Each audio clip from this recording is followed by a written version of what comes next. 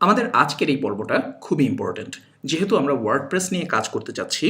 So WordPress admin প্যানেলের বিভিন্ন অংশ সম্পর্কে আমাদের পরিচিত হওয়া দরকার।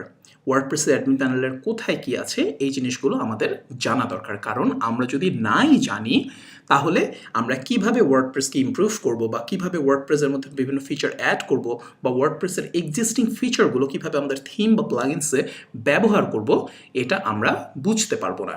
দেখা যাবে একটা কাজ হয়তো করে দেওয়াই আছে কিন্তু সেই কাজটা আমরা আবার করছি রিপিটেডলি, বা একটা কাজ হয়তো একভাবে করা আছে আমরা সেটা সেভাবে না করে আরেকভাবে করছি, এরকম ভুল হতেই পারে। তো এই পর্বে আমরা অ্যাডমিন প্যানেলের সাথে পরিচিত হব। এটা কিন্তু আপনার হয়তো মনে হতে পারে যে আপনার তো ডেভেলপমেন্ট কোর্স শিখছেন, অ্যাডমিন প্যানেল কেন দরকার? ওই যে বললাম যে অ্যাডমিন প্যানেলের ফিচারগুলো সম্পর্কে যদি আপনি নাই জানেন কোথায় কী আছে, পরবর্তীতে ডেভেলপমেন্টে আপনি অনেক অসুবিধায় পড়বেন। চলেন শুরু করা যাক।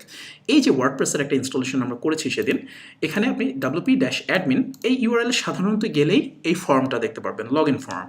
যদি না ইউআরএলটা চেঞ্জ করা হয়, অনেক সময় ইউআরএলটা বিভিন্ন ট্রিক্স দিয়ে এটা চেঞ্জ করা যায় যাতে সহজে কেউ এসে লগ ইন করা ট্রাই না করতে পারে। সো এই ফর্মটা যে দেখছেন লগ ইন ফর্ম, এটাকেও কিন্তু কাস্টমাইজ করা যায়, অনেক সুন্দর করে ফেলা যায়। আমরা শিখবো এটাও। আচ্ছা, যখন লগ ইন হয়ে গেল, যখন একবার লগ ইন হয়ে গেল তখন এখানে যে আপনি দেখতে পাচ্ছেন এই উইন্ডোটা, এটা হচ্ছে ড্যাশবোর্ড। এটাকে বলা হয় ড্যাশবোর্ড। ড্যাশবোর্ডের এগুলো হচ্ছে এক একটা উইজেট, ড্যাশবোর্ড উইজেট বলা হয়। আমরা এগুলোকে ইচ্ছে করলে ডিসমিস করে দিতে পারি, এগুলোকে মিনিমাইজ করে রাখতে পারি, যা ইচ্ছা তাই করতে পারি। এরপরে এই যে উপরে একটা ছোট বার দেখতে পাচ্ছেন, এটাকে বলা হয় অ্যাডমিন বার। ওকে, এখানে প্রতিটা স্ক্রিনেই কিছু হিডেন অপশন থাকে, যেই অপশনগুলো আপনি এনাবল করতে পারবেন স্ক্রিনসে গেলেই। এখানে আপনি দেখতে পারবেন যে এই অপশনটা, যেমন ওয়েলকাম মেসেজটা এখানে হিডেন করা আছে, একটু আগে যে হিডেন করেছি, সো আপনি আবার এটাকে ব্যাক করতে পারবেন। এরকম ওয়ার্ডপ্রেসের প্রতিটা স্ক্রিনেই আপনি এরকম কিছু হিডেন অপশনস পাবেন। ওকে, এবং এই যে এখানে আপনি কিছু কমন হেল্পস পাবেন। সো আমাদের মেইন কাজটার জায়গা হচ্ছে পোস্টস, মিডিয়া, পেজেস, তারপর কমেন্টস, অ্যাপিয়ারেন্সের মধ্যে কী কী থাকে এটা আপনারা জানেনই, তাও আমি একটুখানি গো থ্রু করি। পোস্টে গেলে বেসিক্যালি আপনি ওয়ার্ডপ্রেসের পোস্ট তৈরি করতে পারবেন। ঠিক আছে, এখন একটা পোস্ট যখন আপনি তৈরি করছেন, এই যে দেখেন বাম পাশে, এগুলো হচ্ছে পোস্টের স্ট্যাটাস, যে পোস্টে কি পাবলিক হবে না পোস্টটা ড্রাফট হবে, এবং পোস্টটা কি আপনি মনে করেন এটাকে কি স্টিকি করবেন কি না। এই যে দেখেন এখানে একটা স্টিকি নোট করা আছে, তাহলে এই পোস্টটা সবসময় সবার উপরে থাকবে। এটা থিম ডেভেলপার হিসেবে আপনার জানা দরকার, কারণ স্টিকি পোস্টকে আলাদাভাবে হ্যান্ডেল করতে হয় অনেক সময়। সো এটা গেল হচ্ছে পোস্টের স্ট্যাটাস সেকশন। এরপরে আপনি ইচ্ছা করলে পোস্টকে এখানে ফিউচারে মানে পোস্ট করার জন্য সেটিং সেট করে রাখতে পারবেন।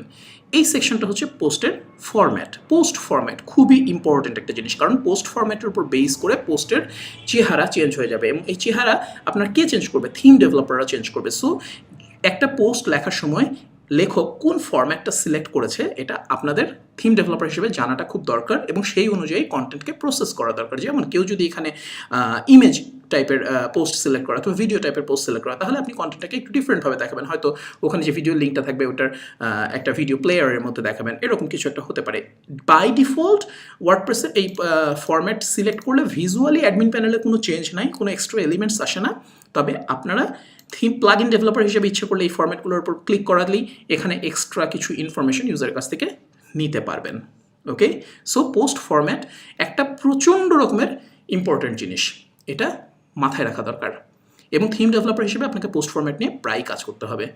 এইখানে হচ্ছে বেসিক্যালি ট্যাক্সোনমি নিয়ে কাজ করে, ক্যাটাগরি এবং ট্যাগস। কমন যে ট্যাক্সোনমি দুটো আছে ওয়ার্ডপ্রেসের, ট্যাগস, এই যে ট্যাগস, এই যে ক্যাটাগরিজ। মনে রাখবেন ক্যাটাগরি আর ট্যাগ মূলত একই জিনিস। যেগুলো যেই টাইপের যে ক্যাটাগরির প্যারেন্ট থাকে সেগুলো হচ্ছে আসলে ক্যাটাগরি আন্ডারে ফেলা হয়, আর যাদের কোনো প্যারেন্ট নেই সেগুলো আসলে ট্যাগ। এইটা হচ্ছে ফিচার্ড ইমেজ। এখানে খুব ইম্পর্টেন্ট একটা জিনিস থাকে, কারণ এই ইমেজটা যে সেট করবেন এই ইমেজটাই সাধারণত ওয়ার্ডপ্রেসের পোস্টের মধ্যে চলে আসে। ঠিক আছে, থাম্বনেল হিসেবে বা ওয়ার্ডপ্রেসের ফিচার্ড ইমেজ হিসেবে এটা আপনি থিম ডেভেলপার হিসেবে যেভাবে ইচ্ছা আপনার দেখাতে পারেন।